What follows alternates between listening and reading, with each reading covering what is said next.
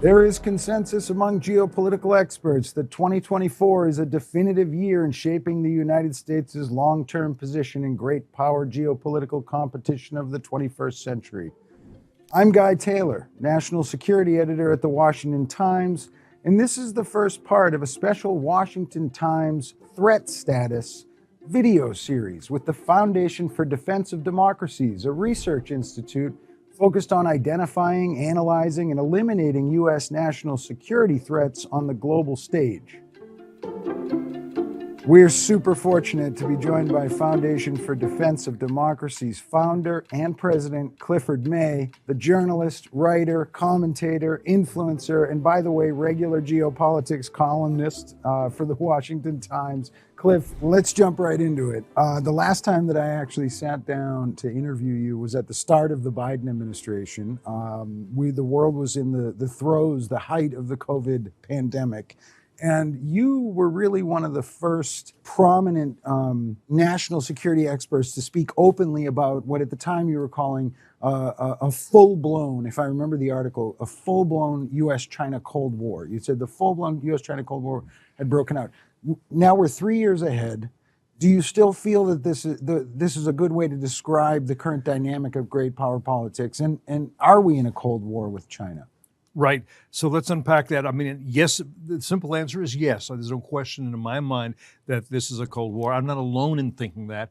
H.R. McMaster, former National Security Advisor, he has characterized it that way. Neil Ferguson, the great historian, he has characterized it that way. Quite a few others have as well.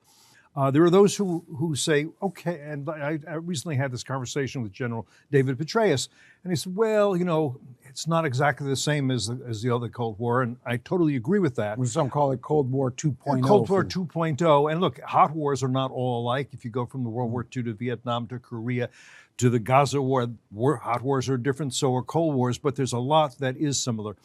I think what worries me most is that this Cold War, if you call it that, is more challenging even than the Cold War we had with the Soviet Union. Why?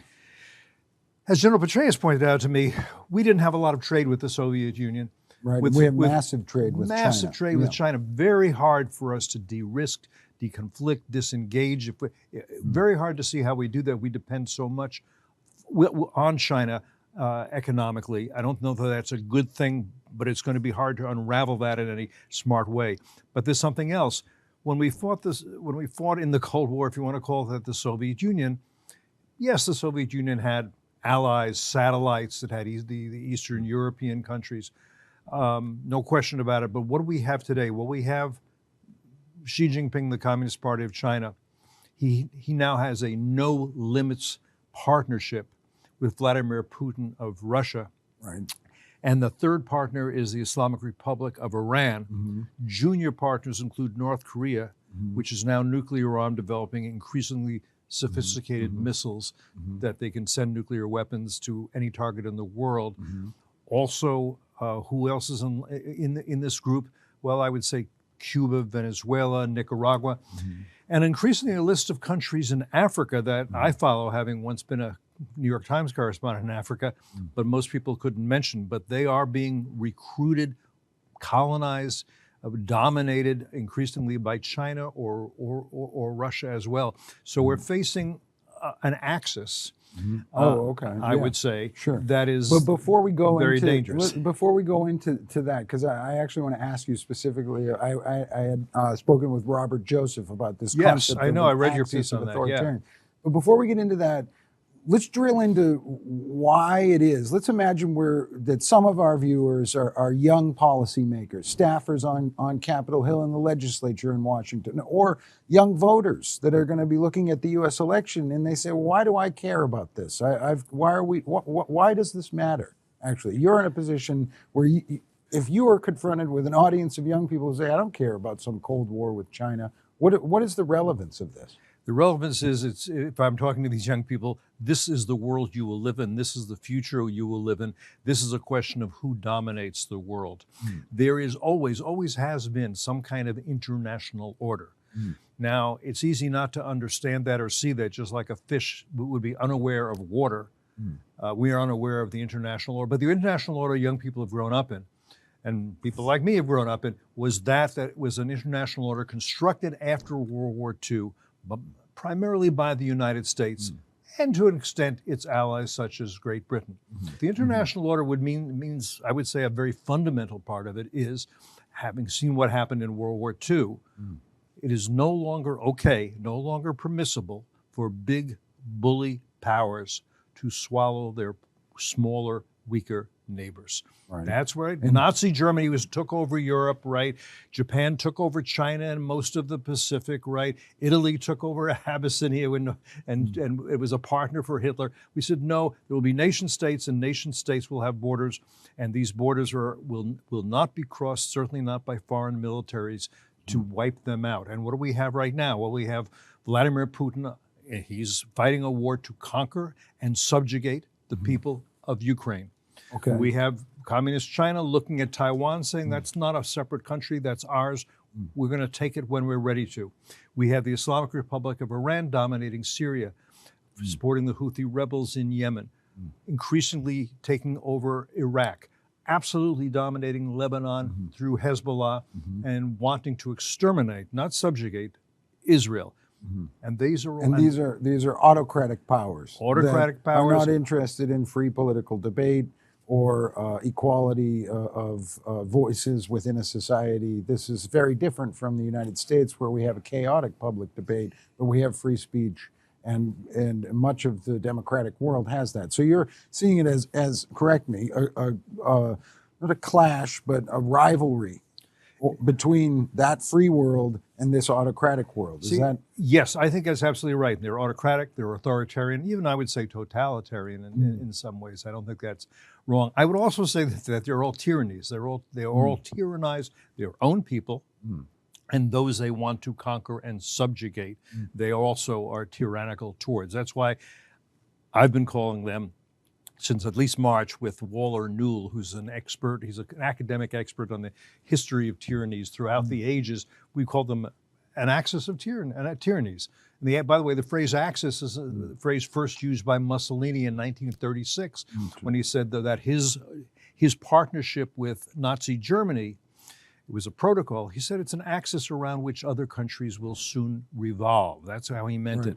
And of course, he said it's an axis for peace, but what he meant was domination of Europe. So if we're going to frame it as an axis, I mean, I'm not hearing the Chinese calling it an axis. I'm not hearing the Russians calling it an axis. I hear a lot of talk out of Moscow and Tehran about strategic partnership. You hear similar language out of North Korea and China. But if we were to look at this idea of an axis of authoritarians, help define what this axis actually is. What is the tissue of relationships between the four? And is it an alignment, an alliance? And when I say the tissue, I mean across the so-called dime, the diplomatic, informational, military, and economic spheres, because clearly China, out of those four countries, is a massive economic power in comparison to the other three.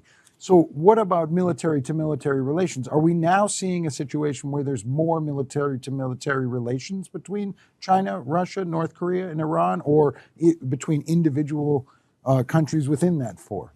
Right. So in a way, all of the above. So you have Tehran supplying missiles and drones and other weapons to Russia. You have North Korea that are being used in the Russian invasion in Iran. Being used to kill Ukrainians. That's what they're being used for. That's why Putin needs these weapons, and he's getting them from Iran. He's getting some from North Korea. He's getting ammunition and other things. He's getting some support from Communist China, which is a major military power and quickly building its military capabilities really as fast as it can, because it wants them to be clearly superior to those of the U.S., so that on the day that Xi Jinping, Communist Party leader, decides he wants to take Taiwan, he can deter the U.S. from trying to stop him. Would he be deterred by the U.S. right now? I don't know. I think he looks at, as does Putin, at the U.S. abandonment of Afghanistan and thinks, well, I think it would only be a matter of time. One battleship down, I think that will do it. They look at the U.S. vis-a-vis Ukraine. We have no boots on the ground, no soldiers we're losing, but it costs money, and there are those saying, well, I'm not sure how long we want to support the Ukrainians. The difference is, and this is an important distinction, You have communist China, Islamist Iran, and I would say neo-imperialist Russia. Putin wants to restore the Russian Empire. That means certainly Ukraine. That's vital for him. But if he achieves that, I think Moldova he would see as low-hanging fruit. And then he'd have to think, okay, what about, I don't know, Estonia, Latvia, Lithuania, Poland eventually, once was part of the Russian Empire. He'd want all that if he can do it. So these three countries have different immediate ambitions. Russia, Putin, Russian Empire, Islamic Republic of Iran, the Middle East and the Islamic world, China for now, Taiwan, and then the Pacific. So expanding geographic spheres of influence controlled by this axis of tyrannies, though I think over time it's... Let's stick just quickly to Ukraine, because it sounds like your view of how the Biden administration has handled this since the invasion 2 years ago is that we need to continue aiding Ukraine, and we cannot just let the Russians take any part of Ukraine. Am I correct? You're correct. This is contentious because this is hotly debated within the Republican Party, and I know that FDD is a nonpartisan think tank. It's an outfit that works closely with administrations both sides of the aisle, but there's a Republican Party that's really saying, how much aid are we going to give here before we spend money on something, say, like the southern border? So a few points on that. First of all, yes, credit where credit's due. Biden has supported the Ukrainians, but he's given them enough support so that they don't lose, but not enough support so that they really have a chance to win. And I think that's prolonged the war, prolonged the suffering. I think we should have and should be supporting them more fully. Then you're right, within the Republican Party, there is a real divide over this for a number of reasons. One bad reason is that there are some Republicans who I think are delusional about Vladimir Putin. I started going to the Soviet Union more than 50 years ago. I followed Putin for a long time. He is a former KGB colonel who now has an alliance with Chinese communists and Iranian Islamists. He is not our friend. He hates us. He hates what happened when how the Cold War ended, and actually thinks it didn't end. He can still win it. It's just after a bit of a pause. He is not somebody we can work with, and if Putin wins, I think America loses. And I know there are some Republicans who don't agree with that. But do you subscribe to this line that you'll occasionally hear out of the Biden administration, and sometimes you'll hear it from Republicans as well, that Ukraine, if Russia wins in Ukraine, it's almost the first major victory in what could be a many decades long type of standoff between this axis of authoritarians and the Western world or everyone else? I'd go beyond that. I would say that becomes a substantial victory for this axis of tyrannies if Ukraine, which is right now an independent nation, a fledgling democracy, wants to be part of Europe, wants to be part of the American-led free world. If we say, well, we supported it for a while, but we got tired, we can't do it. So we have to let it go, and Putin wins. That sends a message to Beijing vis-a-vis its interest in Taiwan. If we say, as some conservatives have said, listen, and Biden worries about this, we can't risk a war with Russia over Ukraine, then Xi Jinping knows we surely won't risk a war with China over Taiwan. By the way, it's also important. People say we can't afford it. Biden's spending trillions of dollars on things like forgiving debt with taxpayer money for students, a bogus, I would say, transition to renewable power. Those things are not good. If we have a Cold War, we need to spend more of our GDP on defense.